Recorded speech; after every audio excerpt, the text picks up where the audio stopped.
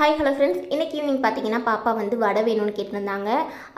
வடை வந்து செய்யறதுக்கு கடலைப்பருப்பு இல்லைன்னா கூட கொஞ்சம் ஊற வச்சு கூட செஞ்சு கொடுத்துருப்பேன். உளுத்த வடை இப்போ உடனே செய்ய முடியாதுன்னு சொல்லிட்டு சரின்ட்டு பழைய சாப்பாடு இருந்ததை வந்து எப்போதும் போல் மிளகாத்தூள் போட்டுட்டு அதில் கொஞ்சமாக பெருங்காயத்தூள் போட்டுட்டு ஆனியன் வந்து நல்லா வந்து பொடிசாக கட் பண்ணி அதையும் போட்டுட்டு உப்புத்தூள் போட்டு அப்படியே பிசைஞ்சு விட்டாச்சு. இப்போ இது வடையாக வந்து நம்ம தட்டி எடுத்துக்கலாம். செம்ம டேஸ்ட்டாக இருக்கும் வடை. எப்படி சொல்கிறது, கடலை வடை வந்து எப்படி இருக்கும் அதே மாதிரியே இருக்கும். நல்லா கிறிஸ்பியாகவும் இருக்கும். சென்டரில் லைட்டாக ஒரு ஹோல் மட்டும் போட்டு அப்படியே போட்டுக்கோங்க. ஸோ நல்லா உள்ளேயும் வெந்துடும்.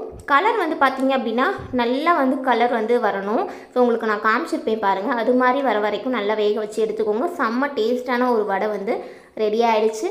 நாங்கள் வந்து இது கூட வந்து கொஞ்சமாக வந்து காஃபி போட்டுட்டு குடிச்சு வந்து பாருங்க, இந்த கலரில் தான் இருக்கணும்.